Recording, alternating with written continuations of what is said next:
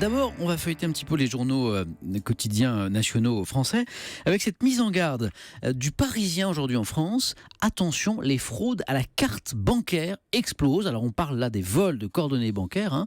Et l'an dernier, les comptes de plus d'1 million de Français ont été piratés. Alors autre temps, autre meurtre, constate le Parisien. Jadis, les bandits de grand chemin attendaient leurs victimes gourdins en main, cachés dans un buisson. Bon bah ça a changé. Aujourd'hui, les voleurs sillonnent les autoroutes numériques et il n'y a plus de gourdins, mais ils nous transforment chacun en proie sans défense. Et le journal donne du coup à ses lecteurs toute une série de conseils, 10 précisément, de précautions pour éviter de se faire détrousser. C'est à lire dans le Parisien. Un autre avertissement, en une de Libération ce matin, toute autre chose, pour Libé, il y a urgence à relancer le débat sur la procréation assistée en France, alors que l'infertilité progresse et que les célibataires et les homosexuels sont de plus en plus nombreux à filer à l'étranger pour contourner une législation que Libé juge restrictive. Le coup de semence, titre ce matin Libé, coup de semence. Excellent. Constatant que les colloques internationaux se multiplient à propos de la GPA, de la PMA, de la congélation des ovocytes, mais que les pouvoirs publics, eux, sur toutes ces questions, restent muets.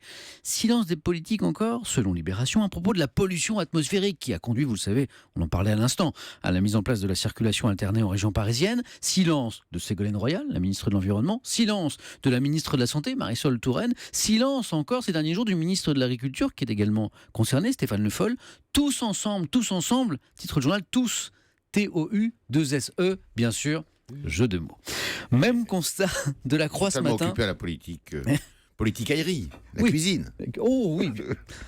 Gilles Tréhard n'est pas en reste ce matin, mais avec qui on parlera du Front National dans un instant. C'est le même constat en une de la Croix ce matin à propos de la pollution. Qu'est-ce qu'on attend ?